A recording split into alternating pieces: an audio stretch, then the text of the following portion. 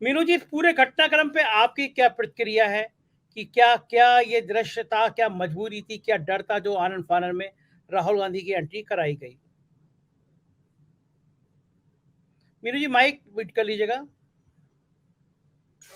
देखिए संजय जी, मजबूरी ज्यादा थी।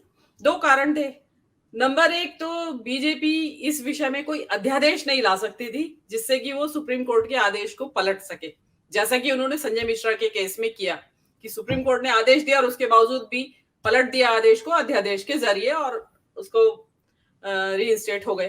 तो यहाँ पे ऐसा उनके हाथ में कोई हथियार था नहीं। उन्होंने कोशिश की होगी, खंगाला होगा इन 2 दिनों में कि कोई प्रोविजन ऐसा मिल जाए कि हम अध्यादेश लाए या जुडिशियल रिव्यू में चले जाएं, क्योंकि जुडिशियल रिव्यू में जाते तो और ज्यादा छिछालेदारी होती और राहुल के पक्ष में और माहौल बनता। तो वो भी वो नहीं कर सकते थे।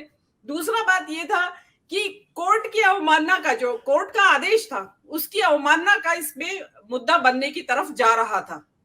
जैसे कि खबरें हैं भी कि कांग्रेस की तरफ से इस तरह की तैयारी थी कि क्योंकि राहुल गांधी, जो कानून के जानकारों ने बताया कि कोर्ट के इस फैसले के बाद, आदेश के बाद ही ऑटोमेटिकली उनकी सदस्यता बहाल हो जाती है। बस उसमें एक फॉर्मेलिटी है कि अध्यक्ष की तरफ से एक आदेश जारी होना। तो वो अगर वो नहीं करते या करने में आनाकानी करते तो डेफिनेटली एक कोर्ट की अवमानना का इसमें मुद्दा बनता था। तीसरी बात यह है कि देखिए, ये राहुल गांधी का रीइंस्टेटमेंट होने के बाद से कांग्रेस ने 2024 की आधी लड़ाई जीत ली है मेरे हिसाब से। और चौथी बात जो सबसे इंपॉर्टेंट इस सारे घटनाक्रम के दौरान आई है, वो राहुल गांधी का एक विशेष गुण जो सामने पब्लिक के सामने आया है और पब्लिक को चाहिए कि उसके ऊपर विचार करे। चित्त की जो स्थिरता है वो उनकी एक सामने परिलक्षित हुई है, जो कि एक नेता का बहुत बड़ा गुण होता है कि ना तो खुशी में ज्यादा खुश और ना दुख में ज्यादा दुखी। उनकी डिस्क्वालीफाई हुए, कोई आक्रोश नहीं जताया, अपने काम का निर्वहन करते रहे, उल्टे लोगों से मिलते रहे, मजलूमों से, गरीबों से, वंचितों से। और जब उनकी रीइंस्टेटमेंट हुई, आपको मालूम है 2 शब्द में उन्होंने अपना विचार रख दिया कि भाई मेरी सदस्यता बहाल होने से मुझे कैसा लगा। तो उन्होंने वो ये मीनू जी, बस एक सेकंड के लिए मैं रुकूंगा। ये खड़गे जी का वीडियो आया है, सबको मिठाई खिला रहे हैं और कांग्रेस के अंदर जश्न का माहौल है। अधीर रंजन चौधरी, मनोज झा, तमाम विपक्ष के नेता भी यहाँ पहुंचे हैं। खड़गे जी अपने हाथ से सबको मिठाई खिला रहे हैं। जाहिर है कि बहुत ज्यादा खुशी है कांग्रेस के अंदर कि ये जो राहुल गांधी को बाहर निकालने की कोशिश की गई, ये अल्टीमेटली ये उनको कांग्रेस को फायदा हुआ। राम गोपाल यादव, समाजवादी पार्टी, सारे विपक्ष के नेता इस समय खड़गे जी के पास सदन के अंदर का सीन लग रहा है मुझे ये। और उसके बाद कांग्रेस के लोग बहुत खुश हैं, मिठाई खिला रहे हैं। खड़गे जी बेहद उत्साहित हैं। लग रहा है कि कांग्रेस के पक्ष में लगातार एक के बाद एक चीजें, कभी कभी संयोग ऐसे होते हैं कि एक के बाद एक चीजें आपके पक्ष में जाती हुई नजर आ रही हैं।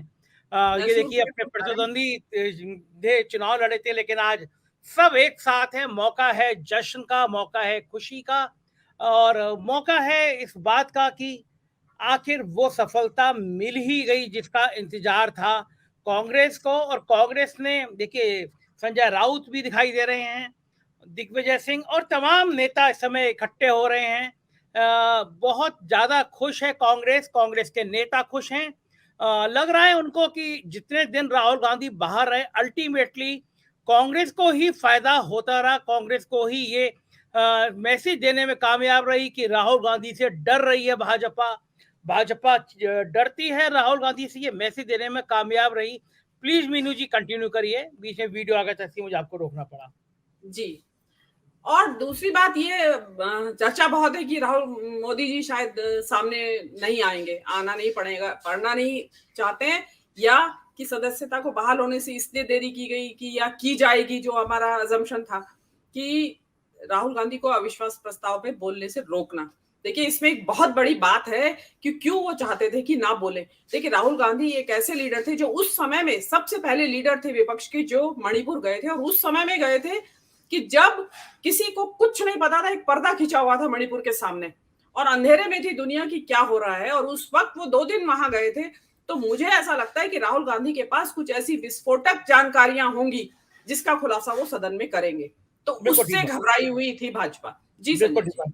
अभिषेक जी, पूरे घटनाक्रम में आप सुबह सुबह कांग्रेस मुख्यालय गए थे, आपने जश्न की तस्वीरें देखी थी, देखा था किस तरह कांग्रेस के लोग उत्साहित हैं, और आज ये क्या एंट्री मजबूरी बन गई थी? क्या होगा विश्वास प्रस्ताव पर, क्या क्या होगा राहुल गांधी के पिटारे में? अभिषेक जी।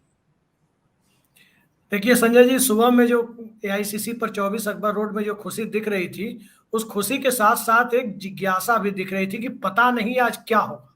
लोगों का जमावड़ा था। लेकिन इसके बाद अभी जो आपने तस्वीर दिखाई, वो तस्वीर काफी रोचक है। कहा जाता है कि खुशियां अगर प्रतिद्वंदी के घर भी आती है तो लोग मिठाई खाने चले जाते हैं। आज एक दलित नेता अपने हाथ से मिठाई खिला रहे हैं। भारतीय जनता पार्टी या उनके किसी गठबंधन सहयोगी संघ पृष्ठभूमि का कोई व्यक्ति मिठाई खाते हुए इस फुटेज में आपको दिखा देंगे। तो ये आने वाले वक्त में इस प्रकार की फुटेज कांग्रेस पार्टी के लिए बड़ा काम आ सकती है, बहुत काम की चीज हो सकती है। ये चूंकि लड़ाई, जो चुनावी लड़ाई है, वो संसद में नहीं लड़ी जा रही है, लेकिन संसद में जो माहौल बनना है, सरकार उससे डरी हुई है। और किस वजह से डरी हुई है उस पर चर्चा के पहले मैं अशोक वानखेड़े सर से माफी मांगना चाहूंगा। आज ढंग से इनको मैंने नहाने नहीं दिया है। आज इनको बहुत जल्दी जल्दी नहाने जा रहे थे। मैंने कहा कि जितनी जल्दी आप हो सके आइए, संभवतः पूजा भी नहीं करने दिया है। अभिषेक जी, अब इसके बाद इनको शाम तक नाश्ता करने का भी समय नहीं मिलेगा, क्योंकि मुझे पता है कि बहुत सारे लोग अशोक जी का फोन बजा रहे होंगे। अशोक जी को अलग अलग चैनल पूरा देश सुनना चाहता है, इसलिए आज शाम तक उन्हें फुर्सत भी नहीं मिलेगी। जी तो जो तकनीकी पहलू है वो मैं बता रहा हूं कि आखिर राहुल गांधी से डर कितना है।